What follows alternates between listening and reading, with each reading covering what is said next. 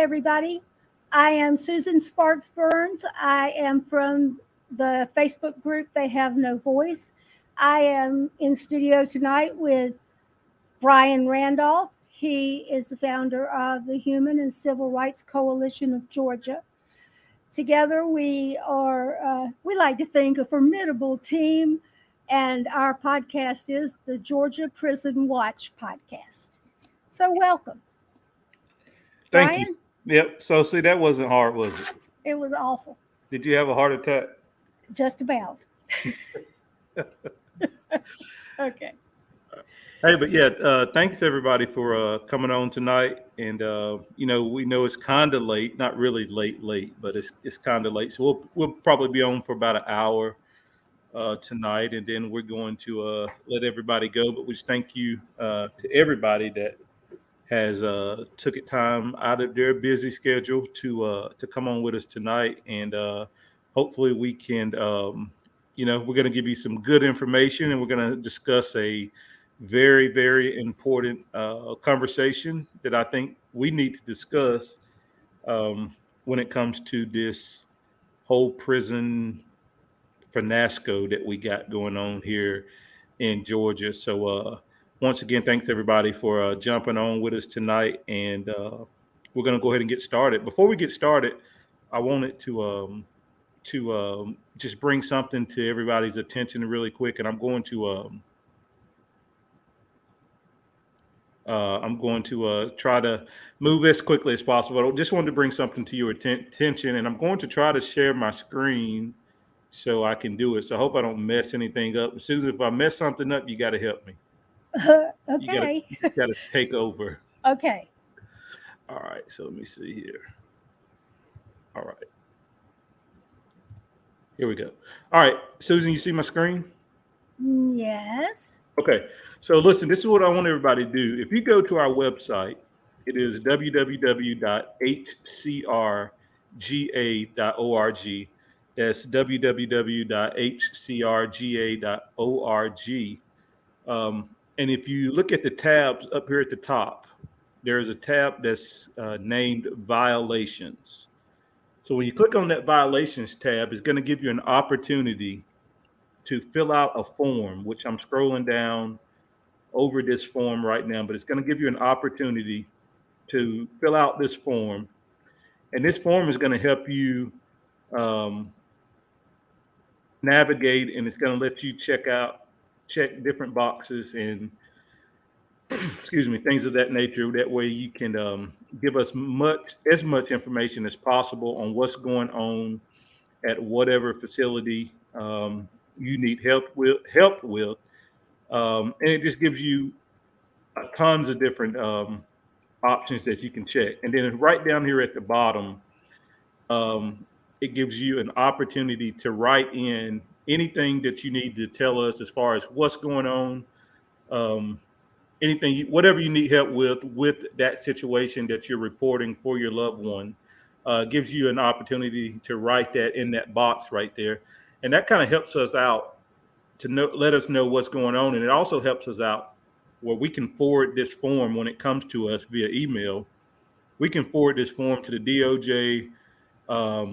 We can forward it, amongst ourselves to Susan and myself and interns and things of that nature. So help us out with this form. And the only reason why I'm kind of bringing this form to everybody's attention is because we get a ton of messages on Facebook, and a lot of the messages are needing help. It's specific questions. It's a lot of messages, and sometimes someone will send a message and it will be, I'll read the message, or Susan will read the message, or somebody will read the message, and then we'll just forget because 5 or 6 other messages come in right after yours. So if you're needing help with, like I said, a specific situation that's going on somewhere, go to our website. Anytime there's an issue, fill out this form. It's going to come directly to us via email, and we can follow up that way with every situation and whatever the case is that you put on this form. And as I said, it gives you an opportunity at the bottom just to tell us everything that's going on. So if you would, just like I said, fill out this form. You can still message us, but it would be preferred if you would fill out the form, and that way we can go from there. Susan, you got anything to add about the form?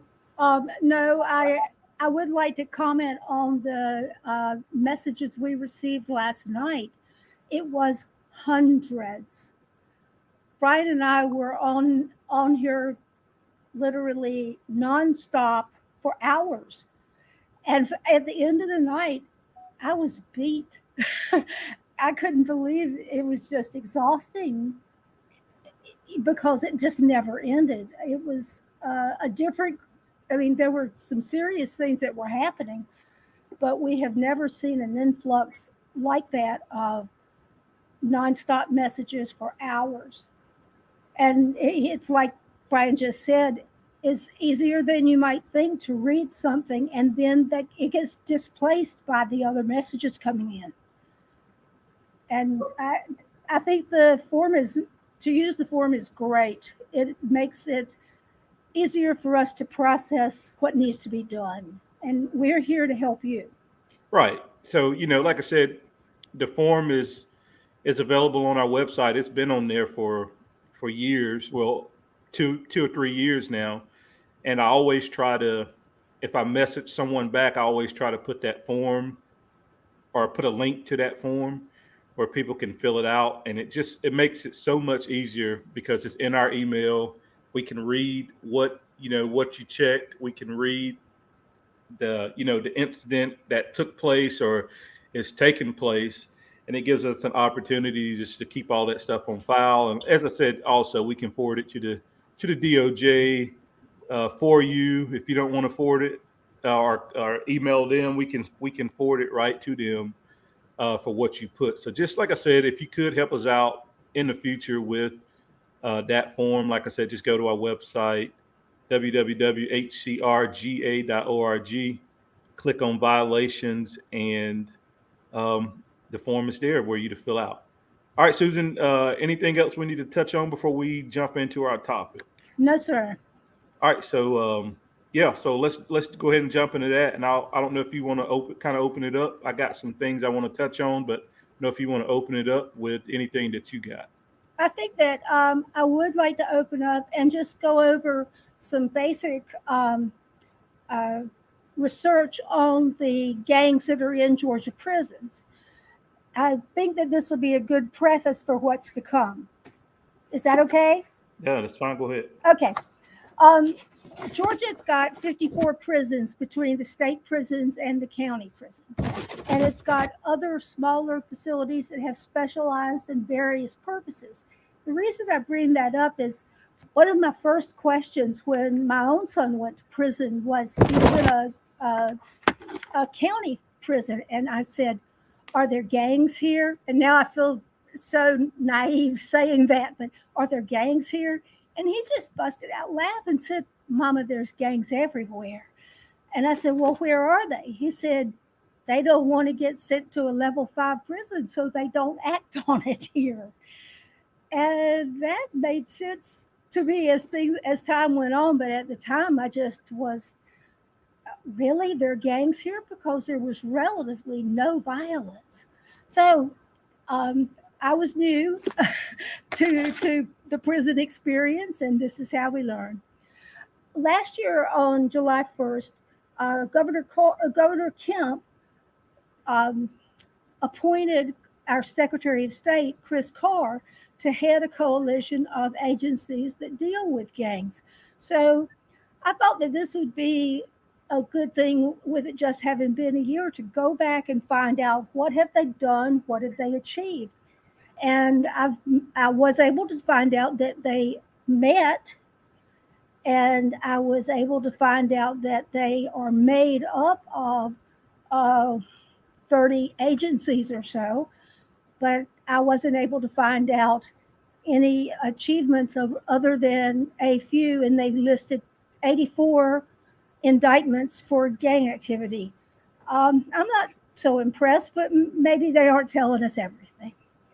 It did also list that the major gangs in Georgia are the Bloods, the Crips, the Gangster Disciples, the Ghostface Gangsters, Goodfellas, and the Hispanic gangs, which sort of coalesce. There are a number of them, but they support each other probably better than any other gangs in Georgia. So we know that some of the gangs in Georgia prisons have a connection to where they come from, like gangs from Bloods that are, for example, Bloods from Augusta or Macon, Albany, or Southeast Atlanta.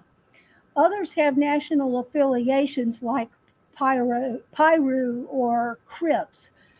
In Georgia, there are a number of, as I said, Hispanic gangs, nothing like what they have out in California and Arizona, but the Hispanic gangs here band together, and it makes them quite powerful in Georgia, and not because there are more of them, but that they are loyal to each other. The Bloods are the largest gang in Georgia, but they are composed of different sets. They come together some of the time, and they fight with each other some of the time. So it's difficult for an outsider like myself to understand what's happening with the Bloods. As I said, they're different sets, SETS, and I think the only thing we'd say that generalizes the Bloods is that they have a particularly violent reputation. That's not to say that every Blood is violent, but just the reputation overall is that. Now, GDC, until last July, maintained that its STG group is the expert on gangs in Georgia. And what they estimated was that a third of GDC's incarcerated people are affiliated, and that's approximately 16,000 people. They also estimate the GDC STG that there are 315 different distinct gangs in Georgia prisons rather. And this is kind of interesting because statewide, it's estimated that there are, now this is not prisons, this is Georgia's population, 71,000 affiliated people and 1,500 gangs. Now, I know I'm throwing a lot of numbers at you, but it's relative to what's going on.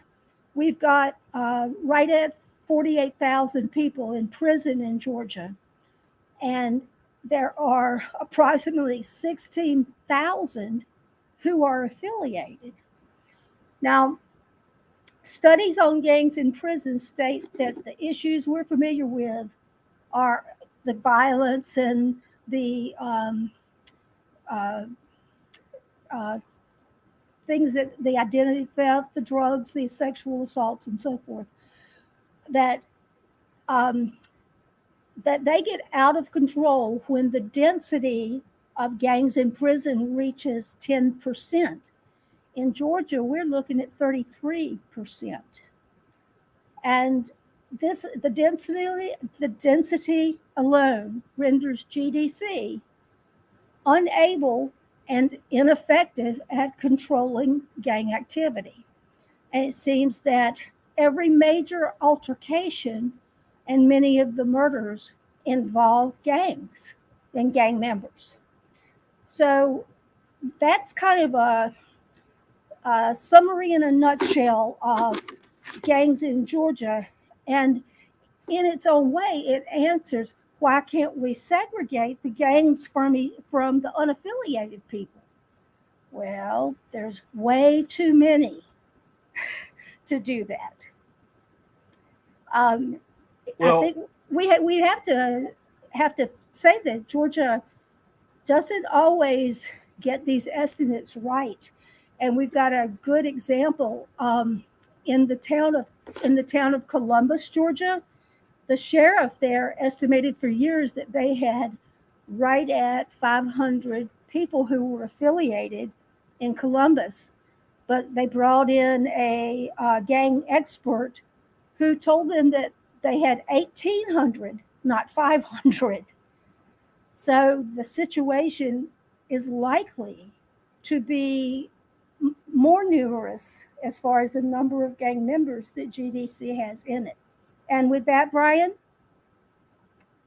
Well, no. I mean, I'm listening to you, I was reading something in the chat while you were talking, and there's somebody in the chat, and I'm going to go ahead and address them now before I jump on to what I was going to say. When you say Hispanic gangs, Uh-huh. and we know, just like everyone else knows, that there are in fact gangs that Hispanics are in. Yes. So for someone to say that, don't say Hispanics, as far as them, not being in the gang, uh, there are definitely gangs that Hispanics are in, though they may not identify as a gang. There are Hispanic gangs. So Oh, absolutely. we need to just go ahead and cut that off real quick, because we know for a fact that there are, and people that's listening to this also know that there's gangs for Hispanics that some of them participate in. Um, I know for one, there's a gang, and I don't know if it's still in existence, but that's called BOE, which stands for Beating on Everyone. So you know, go ahead on with that foolishness, because I'm not buying it, and you know, uh, whatever. So, uh, yeah, but and I don't think, Susan, you were saying that all Hispanics are in a gang, just like you weren't saying that all blacks or all whites or all whatever are in gangs. No, in fact, I did really even touch on the racial aspect of this. This is more a social aspect. Right. Um, the Hispanics in Georgia come from many countries as well as Americans too, but we have quite a number who are from other countries. And at, for those, like I mentioned earlier, that are from um, even California, those gang members are different from those in New Jersey. Those Hispanic gangs, rather, are different from those in New Jersey. And Right.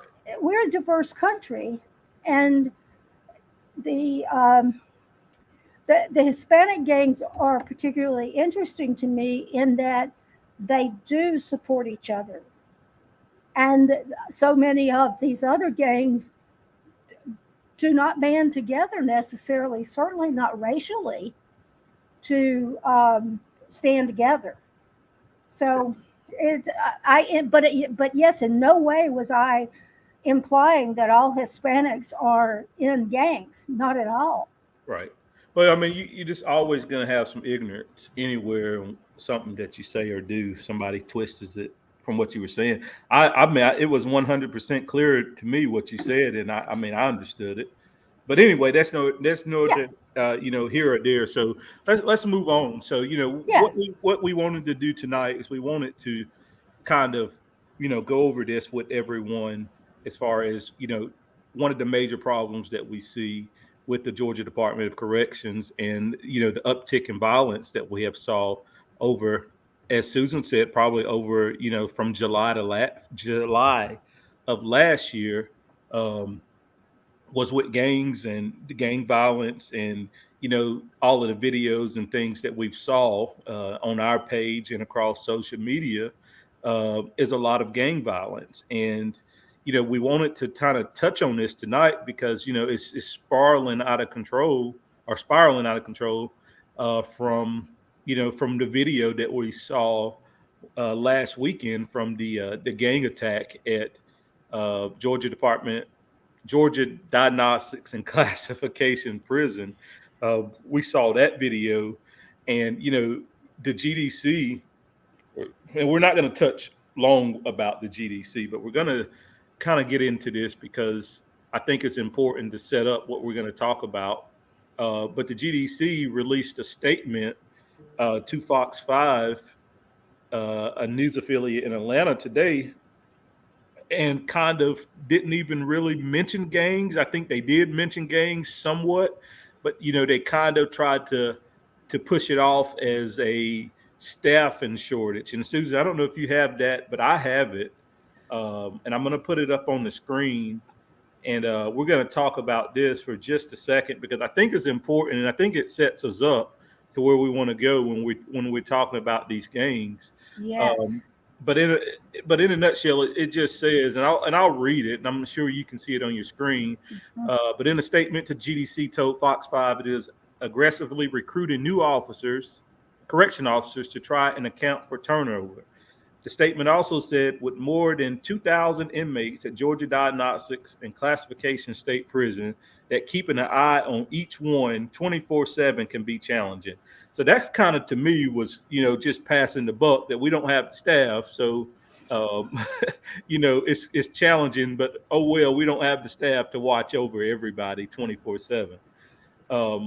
But it also goes on in that statement to say that they're working now with other government agencies and other counties and whatever, when people come to prison, to kind of let them warn the GDC when certain people are coming into the prison system. So, things that don't happen, and I'm paraphrasing from the statement, but that things don't happen like what we saw in that video over the weekend. So, after all this time it took for a guy to almost be killed, for them to start working with other agencies in order to try to prevent attacks like what we saw over the weekend. I thought that was possibly the weakest statement that GDC has ever made. Because you sure can't blame them. No, that was a pass the buck off to everybody else that's been sending people down to Jackson, that they need to start telling them who they're sending and when they're sending them and what they're charged with, and if it's gang affiliated or whatever. It was a pass the buck statement. They get that information when people go to Jackson. All of that comes to them. Yeah. I mean, it's sent to them weeks in advance. Yeah. I mean, they're not caught by surprise. No, they're never caught by surprise on who's coming. They know exactly who's coming a week or two before.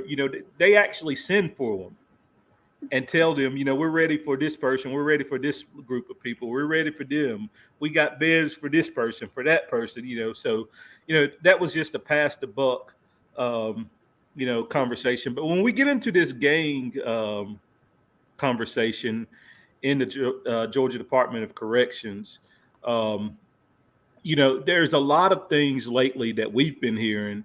And Susan, I won't go too far into it without letting you talk. But I kind of want to go ahead and get this out there. So there's a few avenues when it comes to this gangs and the stuff that's going on with these gangs and gang violence in these prisons.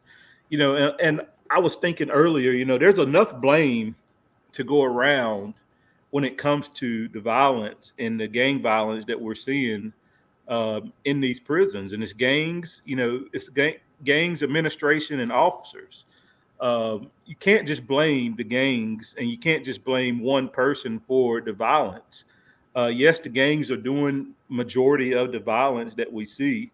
But, then you have administration that's just, they're housing gang members, and, they're not doing any type of, venting of anything. They're just putting them anywhere, and, they're putting them in with rival gangs, and they're putting them, they're just doing, there's no scrutiny whatsoever. They're just putting them somewhere, and, things are happening. We got a phone call last night, or two phone calls last night from someone that was at GDCP that hadn't even been there long. and gangs had already started extorting their family members and calling their family members and trying to get money. I mean, the one of the amounts that I'd heard last night from someone is that a gang tried to get $1,500 from a family that they were trying to extort just last night. The second phone call, they tried for $2,000. Right. So, there's enough blame to go around here when you start talking about these gangs and, and the stuff that they're being allowed to do. There's just, what is it? Last year in April, I think it was April, there was a bill that was passed that went into effect. Well, there was a bill passed in April of this year. Yes. And it went into effect just, 5 days ago, where, these gangs are going to start being charged with a gang act, and they're going to, I think it's 5-year mandatory. If they're convicted just on this gang act itself, but the GDC is going to have to start actually using this, Susan, I believe, because they're so out of control, they're so violent that they're going to have to start using this to send a message that it's not going to be tolerated, it's not going to be allowed whatsoever.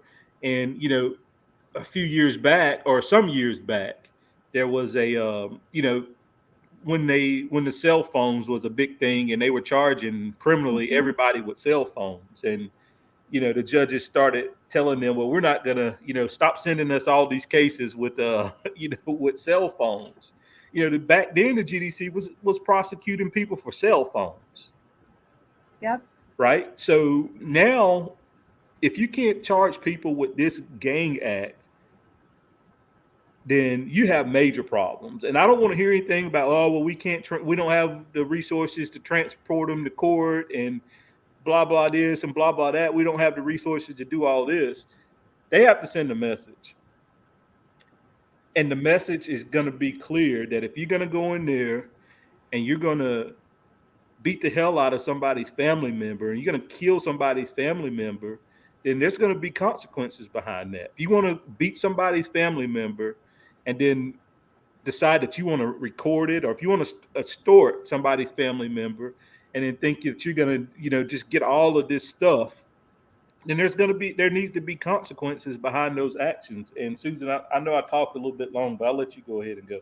Well, when I think that you're right that GDC's role in this is to prosecute it, to make sure that it's prosecuted.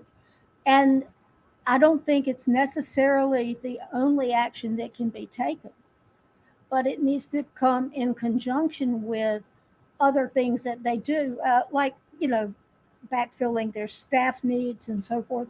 But what happened last night, what we were told initially was an incredible story, and if it happened, it was something we'd not ever heard before.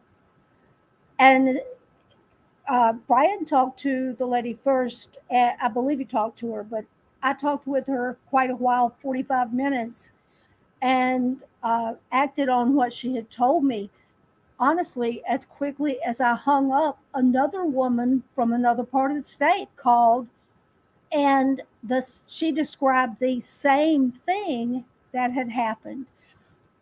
And it sounded incredible that two people would say this, but what we found out was it was true. Yeah. That gang members had gathered from 30 to 40 men, put them into one of those cells like we saw in the cell house in the video last week, where the man was stabbed. Well, they crammed 30 to 40 people in there, took their property, went through their Bibles, got every name and phone number, and they hit up every person that was listed as loved ones and called them and demanded money. And not only that, they were beaten, some beaten badly. And this was this was verified by both people today when not only did the facility act upon it, but both of these people, that both of the men who were incarcerated, were not new to the prison system. Both they were frequent flyers, and they both told the same story, and both were taken to the warden's office and allowed the warden made the phone call to the family members and allowed them to speak with their family members. This is their third day in Jackson. This happened. It wasn't what I thought initially. Surely this has been blown out of proportion or it's something else. And no, it was what we were told. Right, and it's a big problem. It's happening, everywhere. And with these gangs, they're taking advantage of they're taking advantage that there's no staff. They know that there's no staff that's going to stop them from committing these acts of violence in these places. Just look at the video. And I was reading that article from the I was reading that article today that you sent me from Fox 5, Mm-hmm. when the sister was like, well, where's the staff? Where was the staff at? Those guys in that video was comfortable enough to run in somebody's cell and to stab him and then drag him up the hallway and then stand him up and continue to, beat on him. And they were comfortable enough to do all of that because they knew that there was no one around that was going to stop them. Brian, I wondered, because that video was so widely shown, did that actually empower what happened, people to do what happened to those men last night? What actually happened night before last? Yeah. I mean, Susan, I wouldn't doubt it. I mean, like I said, they're taking advantage of a flaw in the system when it comes to, when it comes to uh, being unsupervised. And it is. I was just reading something that someone said in the chat. You know, something should have been done. An department should have been called in, or somebody should have been called in a couple years ago, because this just didn't start happening. No. And the National Guard or someone should have been called in, um, at least a year ago to help. I mean, they don't have the staff. They're not going to have the staff. And I think me and you were talking about this, but um, we were talking about this just not too long ago, and I gave you this example, and I want to give this example out for everybody that's listening or will listen. You have, let's just use for an example, Wilcox State Prison. Mm-hmm.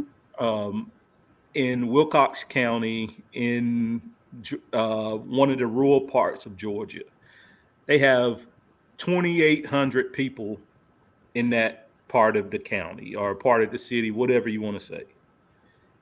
You have a prison that's populated down there with over 1,800 people. But the population for the city or for the county is 2,800 people.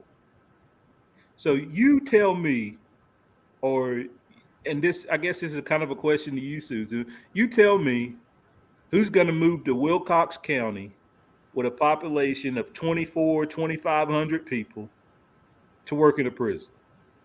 It won't be me. It won't be anybody. And here we are coming up on what's going to happen um, in Telfair County, where McRae is getting ready to open, and that's going to be a prison. Telfair's already got, say, 1,500 people, and they're going to put at least 1,200, probably more. That McRae has a capacity of 3,000. So where are the people going to come from to work there? Well, and that's another problem. You're steady opening up facilities that you have no staff to cover. I mean, it doesn't take a rocket scientist now that you have all these facilities and you have what 1,800 people at these facilities, and you have 5 or 6 actual staff that actually works in the dorms. I mean, and I feel bad for the officers. I mean, I really do. People think that we give officers around here a hard time, and sometimes we do, but it's not warranted. It's not like we go and look for them and try to give them a hard time. They actually normally come to us and give us a hard time. But I kind of feel bad for them because you go to work every day, and it's. I mean, let's just be honest. They're criminals, right? They're supervising criminals. Uh, Granted, everybody that's there is not, in my opinion, bad people, and everybody that's there, is not guilty of the crime that that they've been sent to prison for anyway. So you got to take all of that into account as well. But you go there, they go to work every day, and they're supervising, or they have to account for, what is it, 300 or 400 people for one officer. I mean, you have buildings that they're in where you have 100 people per building, and they're managing 4 or 5 buildings on their own. Brian, we had a bird's eye view on August 2nd, 2020, into what was going on. And the state, did nothing. There were 7 people working at Ware State Prison, and they damn near burned the place down. And in fact, captured the officers, injured one of the officers so badly that he ended up retiring. Well, that was just a minor disturbance. That's right. It was a disturbance. It wasn't a riot, despite the fact that over 100 fires were set. No, it was a disturbance. Yeah, and they had, from the videos that I saw, they had the officers in handcuffs, and and they had beat the hell out of them and had them in handcuffs and things of that nature. But yeah, that was just a minor disturbance. But go on. If that can happen at Ware, that can happen anywhere. The problem was there were no officers there, and it's not any different than what we're hearing today. In fact, what we're seeing with our lying eyes, those guys on the 16th of June, I believe was the date that was given with Zadarius Coleman's injury. Those guys almost marched down the hallway to him. They weren't sneaking down the hallway, and they came prepared. No, right. And that's why I said, when it goes back to, I say, there's enough blame to go around to everyone. When you look at the administration at these facilities, and the administration is allowing, because the administration doesn't have enough staff to cover, to cover all of these dorms, and for the officers to do their job, that you have administrators, as far as wardens and deputy wardens and CERT team members, actually going to the dorm, to the gang leaders that's in a dorm, and making them to keep the peace. Well, think back to the beating of Jamie Davis at Wilcox. The incarcerated man who was accompanying unit manager Melissa Lawson was her guardian, right? Yeah, supposedly. He was a gang member. We know what affiliation, and he was the gang member who went with her basically everywhere. And there are others, we've heard numbers around 70, percentages around 75% women. I want to empower women to do anything they want to do. 75% women in a level 5 prison, and often on weekends, it's only women, maybe one man, but only women, with the responsibility of hundreds of incarcerated men who are close security. Like I said, I'm not moving down to Telfair County, and I'm not moving to Wilcox County. Right. And so, and it's like I said, and just moving on, you know, when you have all of this stuff going on in these places, and you have um, wardens that go to gang members and tell them you got to keep the peace, and I don't want anything taking place in these dorms, and you know, when you got major problems when you result to gangs actually running these places, and it's being rubber stamped by the administration of these facilities. Then what do you expect is going to happen? Because that just opens up a lot of things to take place.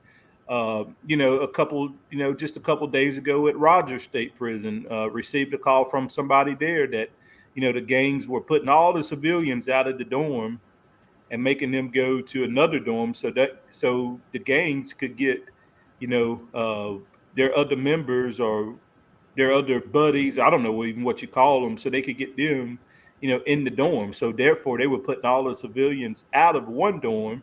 It was now, like I said, it wasn't the administration that was putting them out. It was the gangs that was in these dorms were putting people that's non-affiliated out of the dorm, so they could have who they wanted in these dorms. So, like I said, when you have the administration rubber stamping gang violence and uh, just turning the blind eye to the gang violence, then this is when stuff is going to happen. I mean, that's when stuff is going to happen, when you turn the gangs to run your facilities because you don't have enough staff to run them, and you got major problems. Wouldn't it be reasonable, no matter who it was, whoever was put in charge of housing has a lot of power? What happened to Roland Phillips was a housing failure. What happened to Zedarius Coleman? A housing failure. They're put in with people that they are not going to be protected from. No, not at all. And and then I've been reading in the comments a lot where people are saying, well, you need to separate gang members from people that's not affiliated in a gang. Well, that's not easy to do.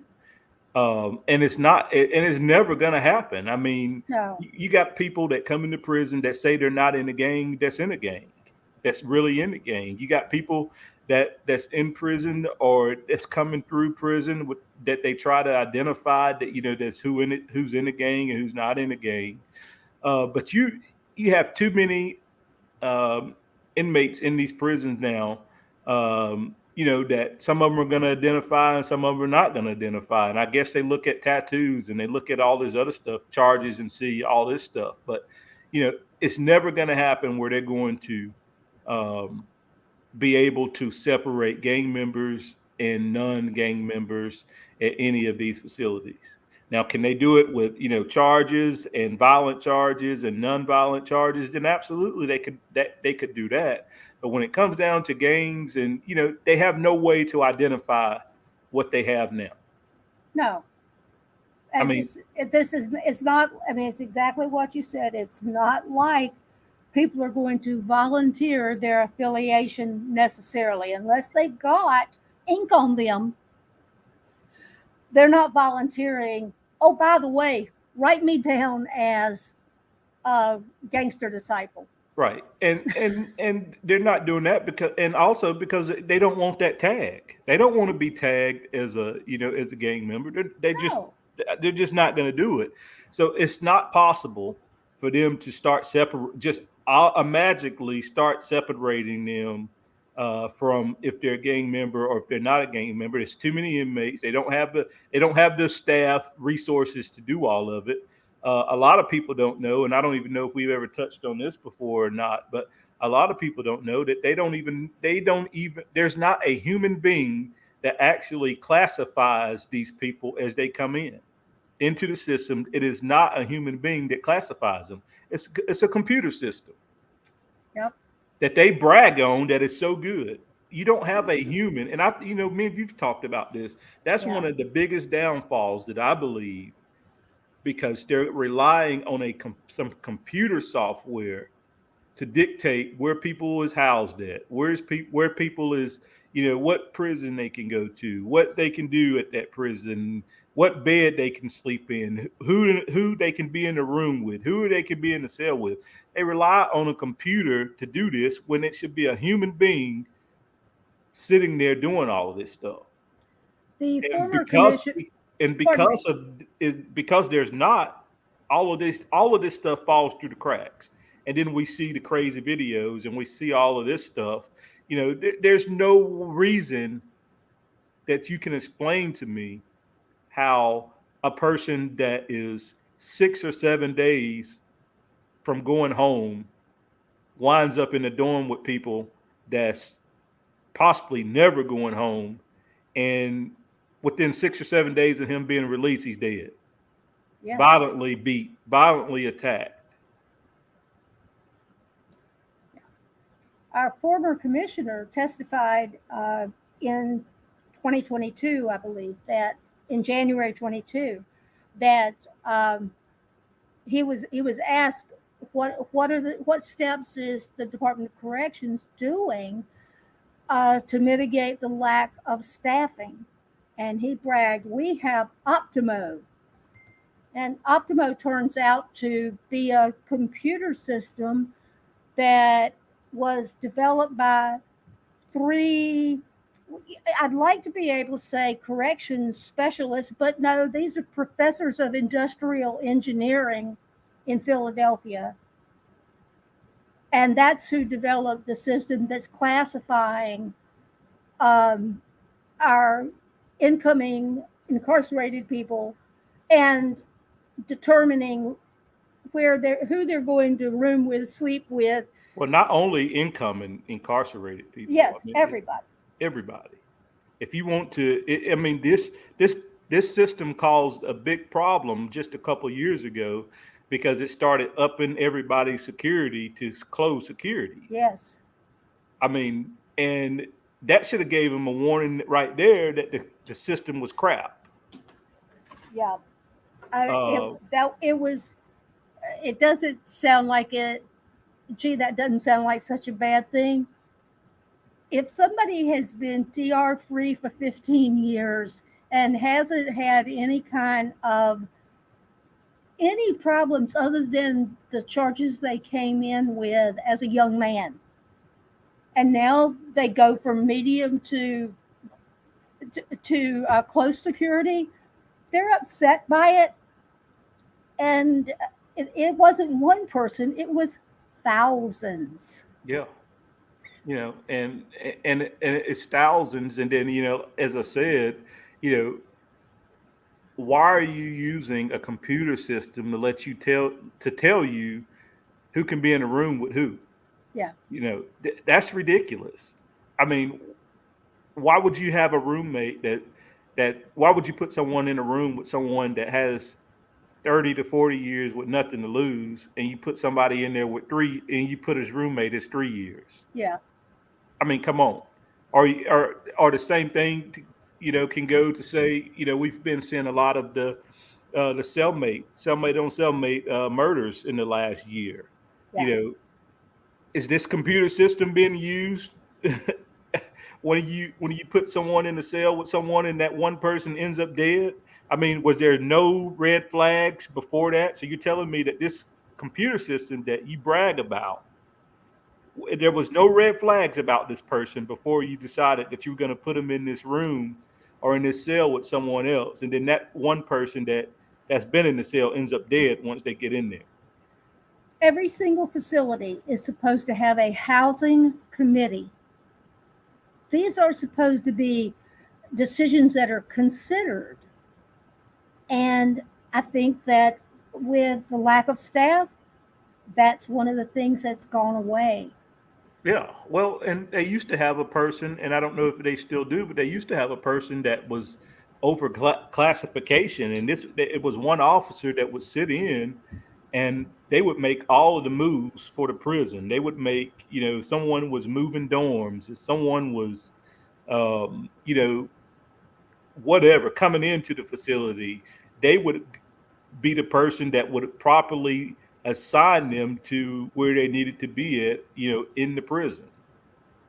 That person would do that. But I guess now that they don't have the staff, they don't do it anymore. They rely on what is it? Optima is what you call it. Yeah, that is what I called it.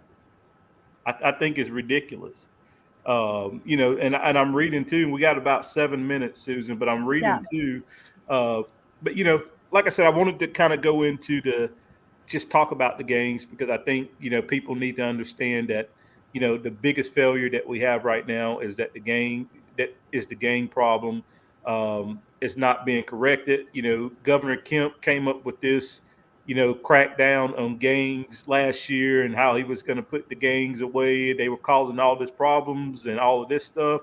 Where you just put them in, he just threw them in prison and didn't try to come up with anything to protect those that's there and now is having to deal with their violence. They took it from the street to the prisons, and there was no type of anything to get ready for what the governor decided that he wanted to do. Well, and going now from this, and now he doesn't.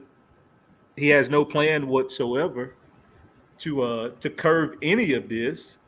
And they tell people, well, don't call the prisons, call the Federal Bureau of Prisons. by taking it from the streets to the prisons, here's the fallacy. That sounds great. And now you're going to lock them in together. Out in the street, at least somebody can go home.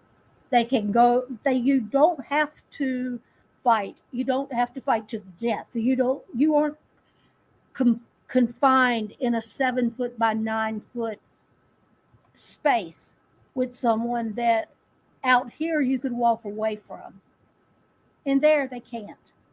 Right. And I'm in no way am I saying that violence is acceptable in that context. Not at all. But there's no, as Brian said, no thinking beyond put them in prison, give them 5 extra years, and then what? And what? It isn't going to get better. There's got to be some kind of follow-up to that. Someone mentioned in our chat that in some cases they're taking the guys with long sentences, and now they're the mentors. Just the length of sentence doesn't necessarily make someone a very good mentor. Right. And and I think they do a poor job at that as well when it comes to mentors and things of that nature. They say that they have mentors that's starting to come in and mentor people, and but I saw no evidence whatsoever of that. Of actual mentors coming in and being able to mentor people. Someone called me and left a message a couple of weeks ago about they had established a group of convicted felons that was dying or begging and pleading to get in to help mentor. You think they're going to give them any type of attention? I doubt it. They won't let them in. No, they won't let them in. And that's a big problem. So, they're not doing anything whatsoever to bring about any positive change, to bring about anything whatsoever that's going to help them, try to better themselves. They're not going to do that. Look, they ended church services in most prisons with the start of COVID. Right. And they've hardly brought them back. Just in the last couple of weeks, one guy told me he went to his first Catholic service in a year. Another guy said it was the first time he had been to church in a year, and they baptized 20 people. And he was almost in tears telling me that it felt so good to be back in church. Can't Right. we? Isn't there something that feels good instead of bloodshed? Is it mentorship? What is it? But we don't have anything. We don't have officers. We don't have programs. We don't have classes. We don't have access to the law library. We on and on and on. Yeah. And like I said, so it's just and we could go on for days and days Yeah. on what they're not doing, and everybody sees it, everybody knows it. I posted their mission statement, a couple days ago. It got a Yeah. lot of laughs out of everybody because it was just the most ridiculous thing that I'd ever read. Uh, when it comes to the safe facilities and mentorships and all of this blah blah, it's just total nonsense. It was nonsense. But that they believe that stuff, and somebody else was just in the chat, and I got rid of them. But Matt came on, and I think Matt is probably an officer, Mm-hmm. and Matt thinks that you take this job to go into these places and to supervise people that have broken the law. It is a job that you do. If you don't want to do the job, don't sign up for the job. Mm-hmm. You are you go in there to supervise. It is not anybody's fault whatsoever when you go in this place that you have nothing to defend yourself with but the state of Georgia's fault, that they give you nothing to defend yourself. God forbid that happens. So don't come on here saying we need to go work in the prison system, or if we want to supervise somebody and be around them every day, that we need to go work in there. What the hell do you believe? What the hell do you think a correction officer is? Just to go in there and to stand behind the gate or something and just watch? I mean, that's the ignorance that I'm talking about. We just said a couple of days ago that they don't prevent violence, the officers, but they are a deterrent. Exactly right. Exactly right. And so I don't understand. If you don't want to do the job, don't take the job. There's plenty more jobs out here that you can go, and you wouldn't have to worry about supervising anybody. But to come on here and to be talking about supervising people, and if you want to do that, then you need to go. Well, why did you take the job? That's what you do. And if it was more officers, it would deter, like you just said, it would deter a lot of this stuff from going on. Like you look in these videos and you see nobody. Mm. You see nobody whatsoever because they don't have anybody. But, I think it's disingenuous to come on and say, if you expect me to supervise people, then, you go work there. That's ridiculous. What happened in our elementary school classes when the teacher had to step out? We lost our minds. Yeah. And we were running and jumping, and everybody was pretending that they weren't doing it, but we all did it. And Right. it's a grown-up version of the same thing. Whoops, the teacher's out of the room. Let's have it. So we're not going to solve these problems tonight, but No. I hope that we've made sense here, that we are concerned and we are saying many of the same things we say week after week. Where is the staff? And if you don't have the staff, despite having testified in front of the Georgia General Assembly that staff members are staying longer and they are getting more money and they are really excited about their pensions, despite that, the staff isn't there. So what are they going to do? Right. Either reduce the head count in the prisons, which pardons and paroles has a lot of control there. Reduce the length of the sentences. I know we just gave them 5 more years, what is going to happen here? These entities, the executive branch, the legislative branch, and the judicial branch need to work together because there's a statewide problem here that involves them all, even Easy if our fix. executive won't speak about it. Easy fix, Susan. Easy fix that can fix some of this within a few months. The GDC tells all of these municipalities that's sending people to them that they're not taking people with certain charges. They're not taking people with minor probation violation that has 2 years left on their sentences. Yeah. They're not taking people with petty crimes like foolishness, that's non-violent offenses that you shouldn't be in prison for anyway. Death of Arthur Winbush at Phillips State Prison back in April. He was in prison and he'd been out there for 7 years. He violated, and his charges were shoplifting and weed. Right. And he's dead. Yeah. So as I said, it's an easy fix if they would not think about the money signs of counting this money every time they get 300 or 400 people there in every two days out of the week or whatever it is. Mm-hmm. They can easily contact all of these counties, contact all of these people and say, we're not accepting certain people with these certain crimes, or we're not accepting these people with this short of time. Keep them in the county jail, do whatever, but we're not accepting them.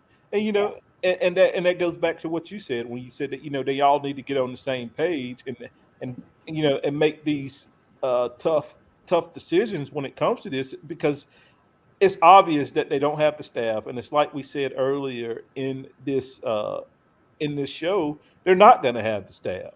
No. Like I said, nobody's going to Wilcox County, nobody's going to Telfair County to work in a prison. It's not going to happen. It's 2023. Nobody's in rural counties anymore. You're not going to have the people to fill these facilities, and you need to start thinking outside of the box. And if you got somebody in prison for a freaking shoplifting charge, I don't care if it's recidivist or not, you got major issues. Yeah. You have major issues. You have somebody in prison that has a year left on probation. The best option that you believe is to send them in prison, you got major issues. And you see more and more and more nonviolent people in these prisons, and they're in these prisons and they end up dead, and they end up whatever, because nobody cares. Nobody cares whatsoever. It's all about the money and counting how much they can make off of a person instead of thinking outside the box. And I don't know what it's going to take for them to realize, but like I said, and I'm not beating a dead horse. I'm trying to get it out, because like I said, we're about to get off of here. Yeah. But you got to start thinking outside of the box when it comes to this stuff. And if they want to stop all of this stuff, then they're going to have to start making decisions, and it's going to have to be the tough decisions that they're going to have to make. They said in their statement today that they're aggressively trying to get people to come and work. Well, you've been doing this for 2 years, and people ain't coming to work. Well, they mentioned they have an ad agency. I don't know if you've seen the ads, but I've seen the ads that the one that says more, and no, I'm not. I don't want that. No, I don't want that more. Those ads aren't going to attract anyone, and furthermore, shouldn't we be fairly selective about the people we put into the Department of Corrections? Are we not selecting quality candidates? We're certainly not. It doesn't appear that we're trying to attract quality candidates. At this point, Susan, I don't think they care what kind of candidate they get. No. I don't think that's even a subject, because they don't care at this point, they don't care who they're trying to get. And we don't have to even touch on that. I understand that the AJC is going to lay that all out for us. It'll Really? be it'll oh yeah, it'll be an interesting expose. Well, yeah, but like I said, in closing, this show tonight was just about. I think I wanted to not really go into a deep discussion on gangs, but I wanted people to understand that may just be listening that has saw the videos, have saw the saw the pictures, have saw everything that was taking place in our prisons and wanted to know, well, what's the reason behind all this stuff. Uh, I wanted to kind of get it out there and just to let everybody know that we have a gang problem. So the biggest thing that we're facing right now is that gangs are unfortunately running our prison system because they don't have the adequate staff to to run these places, and so the gangs um, have exploited this, and they control the prison. So that's the issue that everyone is seeing, and we're seeing it before our very eyes. At least every week there's a video of something or a picture of something or whatever taking place, and so that's the root of the problem. So if anybody is asking, well, why are they talking about gangs tonight or whatever, that's the reason why Yeah.